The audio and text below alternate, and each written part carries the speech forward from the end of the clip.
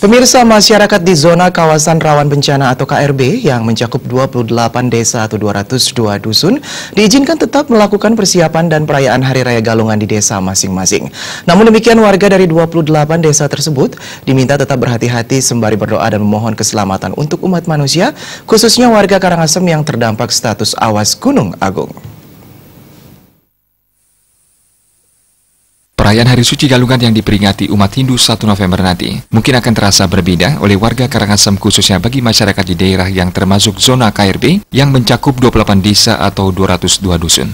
Pasca perpanjangan status awas Gunung Agung, secara resmi Pemprov Bali meminta sebanyak 185.865 jiwa atau 54.788 kepala keluarga untuk tetap berada di pengungsian. Banyak warga dari zona KRB dihinggapi kebingungan apakah merayakan Hari Galungan di desa masing-masing ataukah di pengungsian. Menanggapi hal tersebut, Wakil Bupati Karangasem Wayanata Dipe saat ditemui tim liputan menyarankan umat Hindu di pengungsian bisa tetap menjalankan dan merayakan Hari Raya Galungan di rumah masing-masing atau di lokasi pengungsian.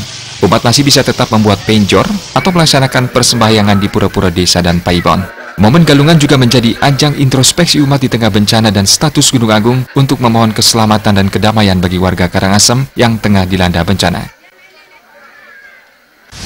Karena itu hubungan kita, karena kita berpegang pada Trihita Karana, jadi hubungan kita kepada Ida Sang Hyang Widi atau Tuhan yang Maha Esa itu adalah yang pertama. Jadi tidak boleh yang kedua. Jadi Trihita Karana mengajarkan pada kita seperti itu. Karena itu hubungan ini untuk bisa lekat. Dan karena beliau yang menentukan semuanya, jadi kegiatan upacara saya rasa itu patut dilakukan oleh masyarakat kita. Kalau memang sudah waktunya memang harus memenjor, ya kita harapkan memenjor. Jadi semuanya gitu, walaupun barangkali tidak sama dengan keadaan normal gitu. Kalau memang mereka harus membanten, saya pikir harus kita izinkan membanten. Nah, itu kalau menurut saya seperti itu. Jadi kita boleh mencintai teknologi, kita boleh memahami teknologi dan kita memang wajib memahami ilmu pengetahuan dan teknologi, tetapi yang tidak boleh kita lupakan adalah sujud bakti kepada Tuhan Yang Maha Esa. Dalam hal ini Bali itu mempunyai kekhususan kaitannya dengan hubungannya kepada Ida Sang Hyang Widi Wasa, Tuhan Yang Maha Esa.